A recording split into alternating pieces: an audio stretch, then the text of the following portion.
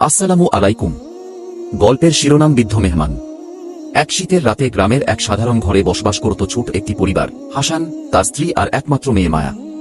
দিনভর পরিশ্রম করে যা আয় হতো তাই দিয়ে কোনো রকমে চলত তাদের সংসার। সেই রাতে হালকা শীতের বাতাস বইছিল।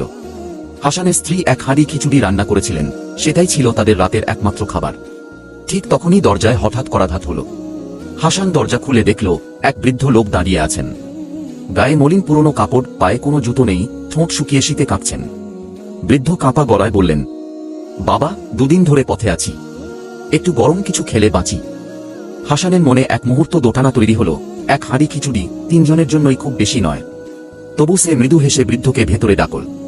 স্ত্রী চোখে জল নিয়ে বললেন, যা আছে ভাগ করে খাই।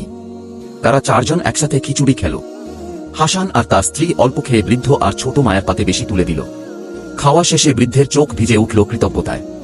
বৃদ্ধ দুই হাত তুলে দোয়া করলেন, আল্লাহ তোমাদের ঘর ভরে দিন, কোনোদিন অভাব যেন না লাগে। রাত কেটে সকালে হাসান হাটে গেল। গিয়ে দেখল এক ধনী লোক তার জমির এক টুকরো কিনতে চায়, তাও 3 গুণ দামে। হাসান অবাক হয়ে গেল।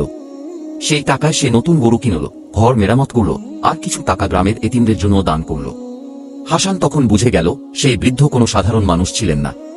তিনি ছিলেন আল্লাহর পক্ষ থেকে পাঠানো এক রহমতের পরীক্ষা। আর যারা অভাবের মধ্যেও মেহমানকে ফিরিয়ে দেয় না, আল্লাহ তাদের ফিরিয়ে দেন না।